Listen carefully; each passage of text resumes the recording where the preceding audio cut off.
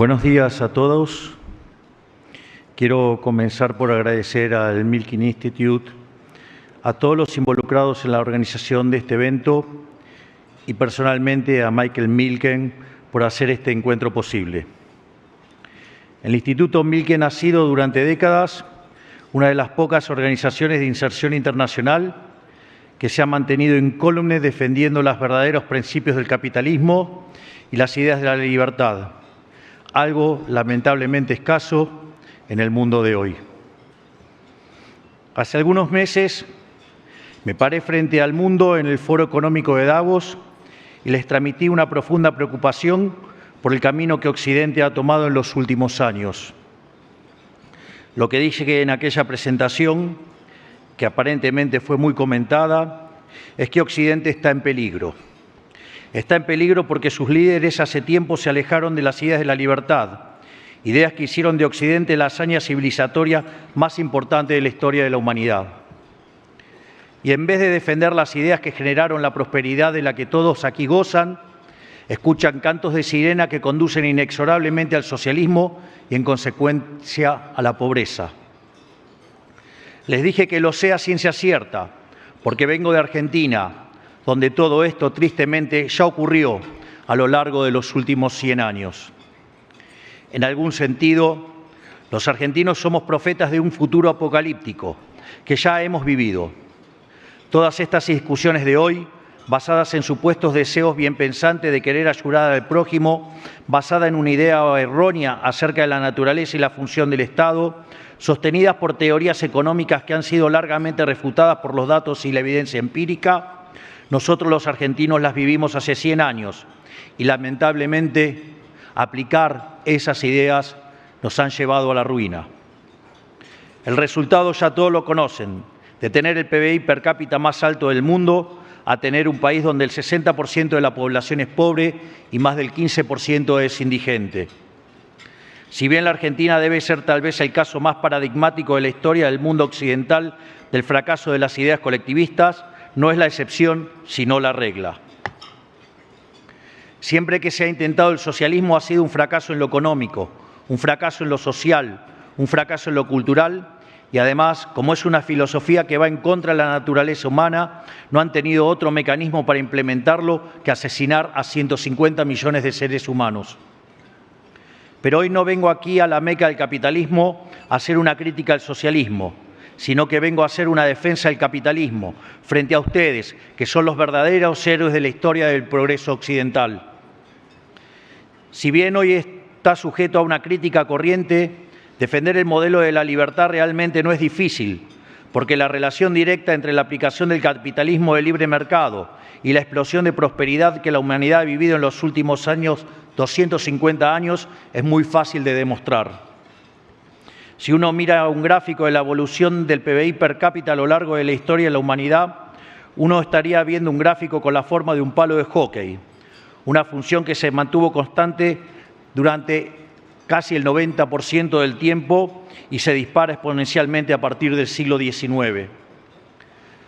O sea que desde el año 0 hasta el año 1800 aproximadamente, el PBI per cápita del mundo prácticamente se mantuvo constante. Pero a partir del siglo XIX y a raíz de la revolución industrial, el PBI per cápita no solo aumentó, sino que lo hizo de forma exponencial. Es más, en los últimos 150 años se multiplicó por 15 y generando una explosión de riqueza que sacó de la pobreza al 90% de la población del mundo, llegando al punto de que para el año 2020 solo el 5% de la población global vivía en la pobreza extrema. Lejos de ser la causa de nuestros problemas, el capitalismo de libre empresa como sistema económico es la mejor herramienta que como especie hemos conocido para terminar con el hambre, la pobreza y la indigencia a lo largo y a lo ancho de todo el planeta. Pero si bien el éxito del capitalismo es fácil de demostrar, lo que no es tan accesible para muchos es el contrafáctico. ¿A dónde conduce la adopción sistemática de un modelo colectivista, incluso dentro de las reglas laxas del capitalismo? Como dije antes, tal vez el mejor ejemplo sea el ejemplo argentino. Nuestra historia entera es un testimonio de lo que puede ocurrir cuando se abandona el modelo de la libertad y se lo reemplaza por experimentos colectivistas. Cuando la Argentina sancionó y comenzó a aplicar su primera constitución liberal, allá por el año 1860, tardamos solo 35 años en convertirnos en una potencia mundial. Pasamos a ser de un país de bárbaros a ser el primero de la historia humana en erradicar el analfabetismo, con un Producto Bruto Interno total superior a la suma de Brasil, México, Paraguay y Perú. Teníamos más tendidos de vía de tren que la suma de todos los países de Latinoamérica. Éramos comparados con Alemania, con Estados Unidos y con Inglaterra. Y gente de todos los confines del mundo se escapaba de naciones que hoy envidiamos y cruzaron el océano para buscar una oportunidad en nuestras tierras. Un capataz podía aspirar a que su hijo fuera productor, un obrero a que su hijo fuera constructor, un trabajador analfabeto a que su hijo tuviera estudios y pudiera tener un trabajo calificado. Se trató de una explosión de actividad comercial productiva, de formación humana, demográfica y cultural, con escaso parangón en la historia de la humanidad. Pero en el pico de este proceso, bajo la premisa bien pensante de querer distribuir entre todos la riqueza producida, la dirigencia argentina comenzó a aplicar la mal llamada doctrina de la justicia social, que concibe que el Estado tiene que hacerse cargo de las infinitas necesidades de la gente. Una teoría que se pelea con la realidad porque, nos guste o no, las demandas son infinitas, pero los recursos siempre son finitos. Producto de esta forma de entender la relación entre el Estado y la economía, se aumentó el gasto público de manera brutal. Para financiar esa expansión del gasto, primero asfixiaron a los argentinos con impuestos. Cuando estos no alcanzaron, empezaron a quemar stock de reservas acumulados en nuestros años dorados. Cuando esto no alcanzó, empezaron a tomar deuda. Y cuando ya nadie nos quería prestar porque nos habíamos convertido en el máximo defolteador serial, comenzaron a imprimir dinero de manera ilimitada. Para que tengan dimensión de qué estamos hablando, desde 1949 la base monetaria en Estados Unidos se multiplicó 16 veces, mientras que en Argentina se multiplicó la astronómica cifra de 25.000 trillones de veces. No está mal el dato. Sí, es un número real. No lo estoy inventando. Lo repito, la base monetaria se expandió 25.000 trillones de veces. Eso es el nivel de descalabro que pueden producir los políticos si les permite desviarse de los principios básicos de la economía de mercado. Y este ciclo no lo vimos una vez, sino una decena de veces. Se rompieron una y otra vez todas las reglas básicas de la economía para sostener el afán de los políticos de gastar lo que no tenemos. Y como resultado natural de estas medidas, vimos cómo nuestros ciudadanos comenzaron a empobrecerse sistemáticamente, hasta caer al puesto 140 del mundo en el ranking del PBI per cápita, habiendo llegado a multiplicar la pobreza por más de 10 veces en los últimos 50 años. Por 100 años repetimos este patrón tóxico, amantanando experimentos colectivistas sobre experimentos colectivistas. Y llegamos al año pasado a uno de los pisos más profundos de este ciclo, cuando asumimos el gobierno y encontramos una situación tan crítica que, de continuar todo como estaba, la economía se encaminaba a una hiperinflación que por lo menos hubiera dejado una hiperinflación del 15.000%. O sea que como economista y como argentino conozco en carne propia cómo jugar con fuego puede exterminar a un país de las vías del progreso y robarle 100 años de historia. Por eso, hace algunos meses en Davos, me pregunté, ¿cómo puede ser que desde la academia, los organismos internacionales, la política y la teoría económica se demonice un sistema económico que ha sacado de la pobreza más extrema al 90% de la población mundial? ¿Por qué Occidente quiere renunciar por su propia cuenta a los principios y creencias que lo hizo llegar a donde llegó? ¿Y por qué insiste con experimentos para los cuales hay ejemplos históricos de su fracaso, como es el caso argentino? Claro que cuando hablamos de Davos no hablamos de cualquier foro. Se trata quizás de la institución global que ha tenido mayor influencia en orientar la dirección política y económica, tanto de naciones como corporaciones, sociedades y organizaciones no gubernamentales a lo largo de los últimos 40 años. Pero ocurre que quienes lideran Occidente se han olvidado de una verdad elemental, y es responsabilidad moral de quienes aún le recordamos defenderla y declamarla. Y esa verdad ineludible es que la libertad económica en busca del interés individual produce beneficios colectivos y que, por lo tanto, el empresario que arriesga capital en pos de una ganancia es un benefactor social. Porque en un sistema que garantiza las instituciones clásicas del liberalismo, la propiedad privada, los mercados libres de intervención estatal, la libre competencia entendida como libre entrada y salida, la división del trabajo y la cooperación social, la única forma de ser exitoso es sirviendo al prójimo con bienes de mejor calidad a un mejor precio. Sin embargo, quienes conducen las principales naciones y organizaciones de Occidente no dan suficiente crédito a esta idea y miran la economía desde un marco teórico que cree que el mercado es imperfecto, que produce fallos y que requiere de la intervención estatal para perfeccionarlo. El problema de esta concepción es que justifica intervenciones que traen más problemas que beneficios y atentan contra el crecimiento económico, porque no solo no resuelven el problema que pretendían resolver, sino que obstruyen lo que Hayek llamaba el proceso de descubrimiento. El mercado, presuponiendo la libre competencia y un sistema de precios libres con señales claras, constituye un mecanismo de extracción y transmisión de información en el que a mayor libertad, mejor funcionamiento. O sea que el mercado libre es un proceso de descubrimiento en el cual el capitalista encuentra sobre la marcha el rumbo correcto en la búsqueda constante del beneficio que se traduce en ofrecer bienes de mejor calidad a un mejor precio. Quienes briegan por el intervencionismo no solo impiden el funcionamiento virtuoso del mercado, sino que encima se felicitan a sí mismos e intercambian medallas de responsabilidad social en pomposas ceremonias, mientras que terminan promoviendo una agenda de valores que le abre la puerta poco a poco al socialismo y, en consecuencia, a la miseria. Esta forma de entender los mercados es también la que detrás de un fenómeno que ya ha trascendido la moda y se ha vuelto un mandato en la cultura occidental, a la cual me quiero tomar un momento para comentar. Hablo de una cultura autorrepresiva y autoflagelante que se ha difundido en el mundo corporativo, en el mundo periodístico, en el mundo de la educación y en el mundo del entretenimiento.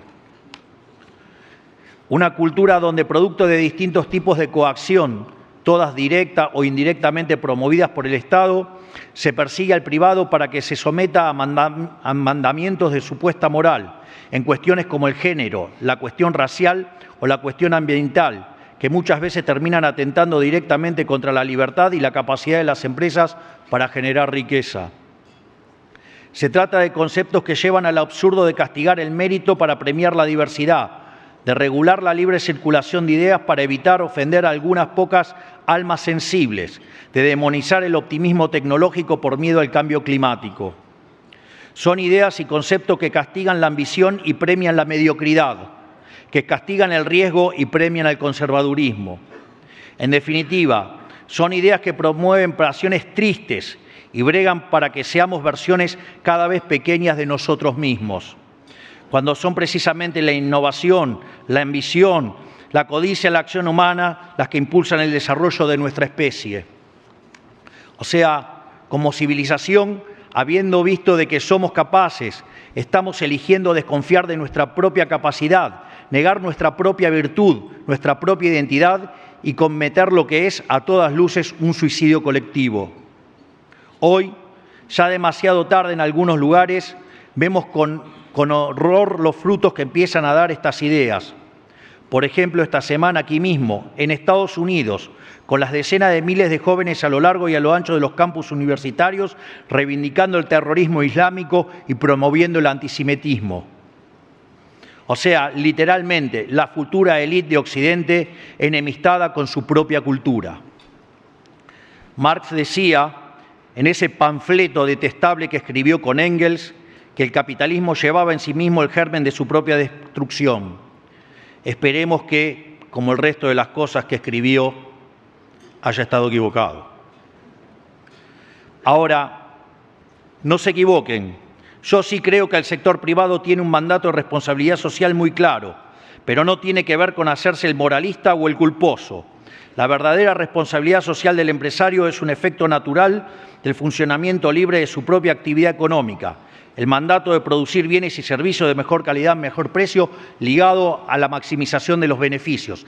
La responsabilidad social del empresario es ganar dinero y eso solamente lo puede hacer sirviendo al prójimo con bienes de mejor calidad a un mejor precio. Por lo tanto, los empresarios son benefactores sociales, lejos de las críticas que suelen hacerles los políticos gastadores y despilfarradores. Ese mandato redunda en la generación de mercados más competitivos, Con sociedades mejor satisfechas y, en última instancia, no solo satisface demandas, sino también ensancha los horizontes de lo que el hombre quiere y puede hacer a través de la innovación tecnológica. O sea que ese mandato redunda al final del día en una tendencia a la excelencia humana y al enaltecimiento de nuestra especie. No es un mandato de moralina superficial que se cumple regulando el libre mercado, es un mandato de gloria que se cumple desatándolo. Por el contrario, cuando el afán de algunos por regular obtura la pulsión humana por crear y le ata las manos, estamos ante un problema. Porque construir un futuro prometedor para la especie es imposible si hay ideas buenas que, no importa lo buenas que sean, son consideradas demasiado heréticas para ser exploradas. Porque construir un futuro prometedor para la especie es imposible si sacrificamos el mérito, la competencia y los resultados en el altar de la diversidad, dado que fueron precisamente la libre circulación de ideas y un sistema de incentivos que promueve el esfuerzo y el mérito los pilares sobre los que se construyó Occidente. Entonces, quiero hoy reivindicar las grandes ambiciones de nuestra especie y nuestra civilización. Desde que existen los mercados libres, hemos cruzado frontera tras frontera. Hemos sacado al mundo entero de la pobreza en 250 años. Hemos puesto hombres en la Luna y ahora miramos a Marte. Y lo hemos hecho gracias a la ambición, la creatividad y al optimismo de hombres como ustedes, que se asocian entre sí en pos de la búsqueda de la propia felicidad. No tenemos que perder la fe en esa ambición primal que los humanos tenemos como guía. Somos una especie de exploradores, de creadores, de inventores, no de burócratas. Y es el empresario aventurero, no el burócrata de escritorio, la clase de hombre que encarna en el presente esta cualidad atemporal del espíritu humano. Por eso, no quiero dejar de celebrar el esfuerzo de mi amigo Elon Musk por pisar Marte, porque entendemos que la exploración espacial está a la altura de nuestro destino como especie exploradora, demasiado grande para estar confinados a este planeta. Tenemos la obligación moral de proteger los pilares que hicieron posible todo este edificio de ambiciones, logros y sueños. Esos pilares sobre los que está edificada la historia del progreso humano son la defensa de la vida, de la libertad y de la propiedad. Si los olvidamos o los damos por sentados, corremos el riesgo de perderlo todo. Miro a la Argentina con todos los cambios que estamos emprendiendo y veo que estamos a contramano del mundo. Porque mientras que en el resto del mundo las ideas de la libertad están bajo asedio, en la Argentina se erige una fe renovada en ellas. Mientras Occidente gira hacia el control y hacia la imposición, la Argentina gira hacia la confianza de sus ciudadanos en el ejercicio de su libertad. Mientras Occidente gira hacia el déficit, la burocracia y el Estado entrometedor, Argentina gira hacia la austeridad, hacia el ahorro y retira al Estado de la actividad económica. Mientras Occidente gira hacia el chamanismo económico y hacia formatos insostenibles de heterodoxia que ponen en peligro el futuro de todos, la Argentina vuelve al sendero de la razón, a las ideas del sentido común. Y lo hace con amplio apoyo en todos los estratos de la sociedad, porque después de décadas de recesión en Argentina, el consenso procapitalista es transversal a la sociedad. Por eso estamos pudiendo hacer el ajuste del Estado más rápido y más grande de la historia de la humanidad, sin perder un solo apoyo en el camino. Esto es porque la sociedad entendió que vale la pena hacer el esfuerzo que requiere dar un cambio de rumbo. El modelo del Estado grande es una cárcel y la sociedad argentina lo entendió. Por eso apoya la ley que estamos impulsando en el Congreso, que es el proyecto de reforma del Estado tributaria, fiscal y regulatorio más importante de los últimos 150 años. ¿Cómo puede ser que la fuerza política en mayor minoría parlamentaria de la historia democrática, en un contexto de penuria económica total, pueda impulsar la reforma más ambiciosa de la que se tenga memoria y lo haga con apoyo popular? Esto es porque la sociedad argentina exige un cambio de rumbo profundo y urgente para volver a abrazar las ideas de la libertad. Cuando tomamos el timón del Estado y de la economía argentina en diciembre, anunciamos desde el primer día que con nosotros se acababa el déficit y en consecuencia se acababa la emisión monetaria y la inflación. El establishment no nos quiso dar crédito y se dijeron muchas cosas. Se dijo que hacer un ajuste de más de un punto del PBI era imposible. Se dijo que tener déficit cero en el primer año era imposible. Se dijo que una política de tasas bajas no servía para reducir la inflación. Pero hemos desafiado estos pronósticos y estamos cumpliendo nuestros objetivos. En tan solo 5 meses logramos el primer trimestre con superávit fiscal y financiero en el sector público nacional luego de 20 años, habiendo heredado de la administración anterior un déficit consolidado de más de 15 puntos del producto entre déficit del Tesoro y déficit del Banco Central, lo cual es, sin exagerar, una hazaña de proporciones históricas, no solo en Argentina, sino a nivel mundial.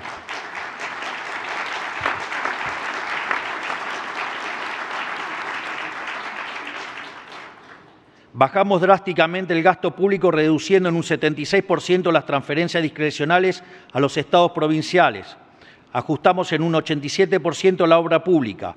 Eliminamos el 50% de los cargos políticos, cerrando organismos innecesarios y eliminando, sobre todas las cosas, la pauta publicitaria, motivo por el cual escucharán hablar a un grupejo de periodistas hablar peste de nuestro gobierno, básicamente porque le tocamos el órgano más sensible del cuerpo, el bolsillo.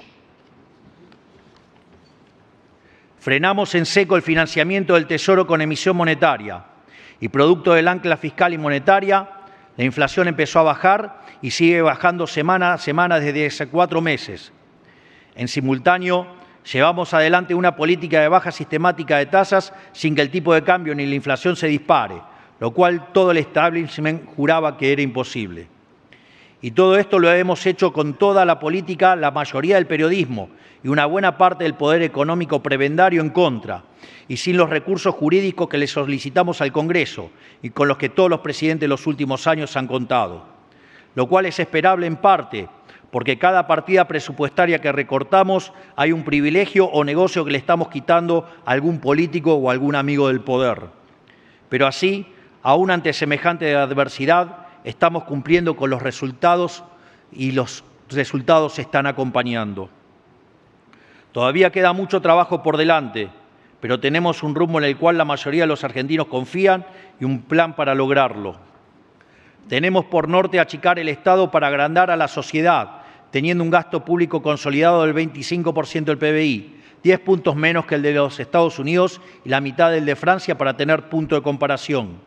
Tenemos por norte devolverles a los argentinos cada peso que ahorremos, primero eliminando la inflación y luego, el día de mañana, reduciendo los impuestos como consecuencia del crecimiento económico.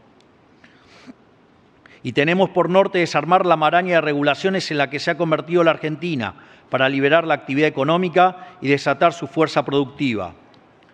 Por eso, hemos sancionado una orden ejecutiva donde derogamos más de 350 leyes. Por eso estamos impulsando una ley que contiene reformas en el plano fiscal, laboral, previsional y tributario, incluyendo un régimen de promoción inédito para las grandes inversiones. En total, entre ambos instrumentos habremos introducido cerca de 700 reformas estructurales en los primeros 5 meses del Gobierno. Un programa de reformas 7 veces más grande que la reforma del Estado impulsada por el presidente Carlos Menem a principios de los 90, el último gran proyecto liberal que tuvo la Argentina.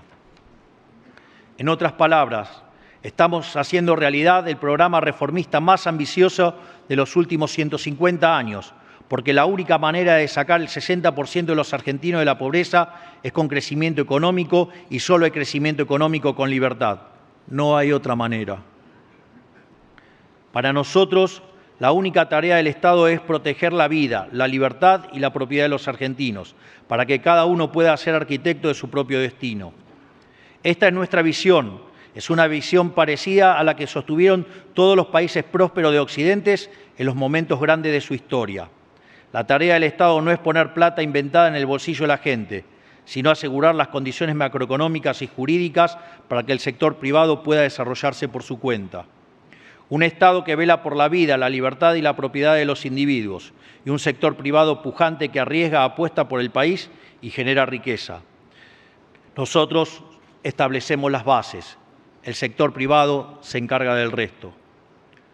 Por eso, a esta presentación de quiénes somos y qué queremos para nuestro país que le he traído hoy, les quiero agregar una invitación, tanto a todos ustedes como también a sus pares del mundo y de la Argentina. Después de décadas de estancamiento, la Argentina tiene todo dado para emprender un proceso de convergencia económica que nos coloque a la par de las grandes potencias del mundo. La convergencia económica se da cuando los países que tienen menores ingresos per cápita crecen más rápido que los desarrollados hasta el momento en que logran alcanzarlos. ¿Por qué? Porque somos desde hace décadas una olla a presión, hirviendo con la tapa cerrada. Lo único que hay que hacer es destaparla y reanudar lo que Hayek llamaba la tarea del mercado como proceso de descubrimiento. Para nosotros, reanudar ese proceso de descubrimiento va a generar un salto de crecimiento brutal, porque las posibilidades de crecimiento tienden a ser mayores cuanto más extensas sean las capacidades subutilizadas de un país. Desde este punto de vista, si en un país la utilización efectiva de sus recursos fue impedida durante décadas y de un día para el otro se normaliza, lo lógico es esperar tasas de crecimiento enormes, proporcionales a todo lo que hay por explotar. Por eso, la baja capitalización de la economía, fruto de 20 años de un populismo empecinado en destruir el capital, va a generar oportunidades de inversión enormes para aquellos que apuesten por el país.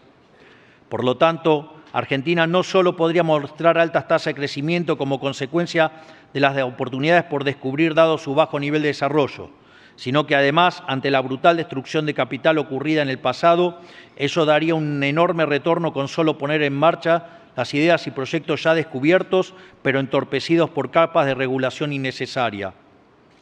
Así, mediante la recomposición del ahorro fiscal, una drástica reducción de la carga tributaria y afianzando el respeto por los derechos de propiedad, haremos que alcanzar el desarrollo deje de ser un sueño para volverse una realidad. Hoy estoy acá para decirles que Argentina está preparada para ese enorme desafío. Estoy convencido, sin la más mínima duda, que Argentina tiene todas las condiciones para ser la nueva Meca de Occidente. Es un país seguro, alejado de cualquier frontera conflictiva, en un mundo que cada día se aleja más de la paz. Es un país abierto a entablar relaciones comerciales con todo el mundo, que es además la mayor garantía posible para perpetuar la colaboración y alejarse de la guerra. Tenemos ventajas comparativas en donde elijamos mirar. Tenemos la tierra más fértil del mundo. Fuimos revolucionarios en la siembra directa y como uno de los sectores agroindustriales más desarrollados del mundo. Tenemos una cordillera rica en litio, plata, oro y cobre, minerales que la economía global necesita y que por negligencia, falta de inversión y falta de ambición nos hemos resistido a explotar. Tenemos un mar abundante en recursos vitícolas. Tenemos una conexión directa con la próxima frontera humana, que es la Antártida. Y tenemos una concentración de diversidad geográfica y ecológica de la cual solo 2 o 3 países del mundo podemos hacer alarde, con montañas, con desiertos, con glaciar, con bosque, con selva, con playa, con altiplano, con lagos, esteros, estepas y vastas llanuras que se pierden en el horizonte. Y tenemos también la ventaja comparativa más importante de todas: capital humano de primera categoría, recursos formados en universidades locales que son líderes de la región, el país con más premios Nobel de Latinoamérica y al mismo tiempo el país con más unicornios per cápita de la región. Y esto no es menor, ya que se trata de ciudadanos entrenados al calor de una vida entera de volatilidad económica. ¿Cómo va a haber otro pueblo mejor preparado que el argentino si el argentino nunca le quedó más alternativa que vivir escapándose al asedio del Estado para poder vivir en paz? Y hoy, por primera vez en 150 años y a contramano del mundo, cada vez más libre, la Argentina se convierte día a día en un país que es cada día más libre. Por primera vez en 150 años estamos generando las condiciones para convertir todos los dones que Dios nos dio en una promesa de prosperidad. La tarea del capitalista es descubrir, la tarea de la humanidad misma es descubrir, y son las naciones como la nuestra que nacen de ese espíritu de descubrimiento lo que mejor la encarnan. No es casualidad que las economías más dinámicas de Occidente en los últimos 100 años haya sido la economía americana, con Estados Unidos a la cabeza. No es casualidad que el foro de los burócratas se realice en Europa y el foro de los descubridores se realice acá en Estados Unidos. Digamos, tenemos espíritus distintos. La Argentina hoy sigue siendo un país, una nación, un pueblo ávido por descubrir y ser descubierto, como lo fuimos a fines del siglo XIX. Y estamos listos, ya comenzamos la carrera para emprender un salto cuántico en materia de producción y desarrollo. La ventana de oportunidades para nuestra nueva fiebre del oro no será eterna, es hoy, es ahora. Por eso les digo también a los empresarios argentinos, no se duerman en sus laureles, porque encontrarán que hay actores de afuera con más capital y mayor capacidad de asumir riesgo, dispuestos a hacer las inversiones que el país necesita.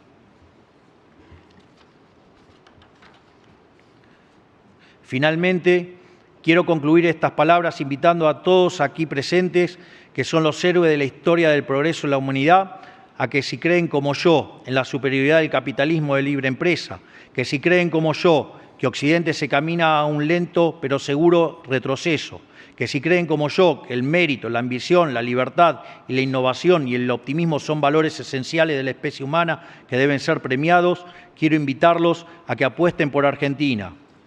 Ayúdenme ustedes, que son el progreso humano encarnado, a hacer de la Argentina la nueva Roma del siglo XXI, a hacer de la Argentina una tierra de oportunidades para todos aquellos que estén dispuestos a habitar nuestro suelo.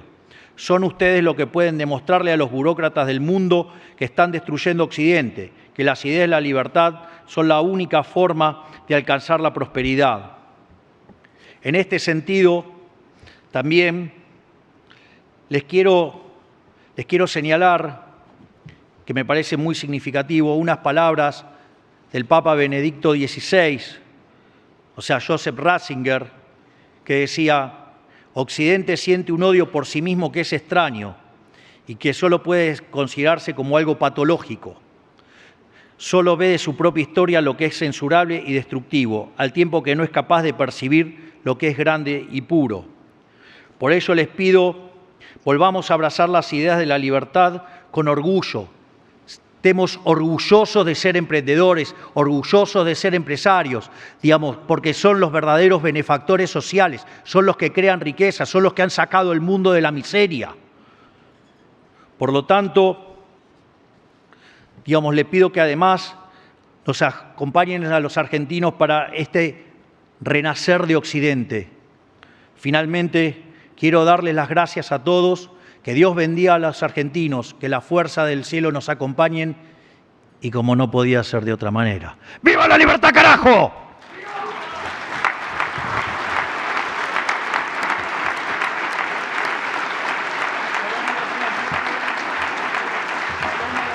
Shalom.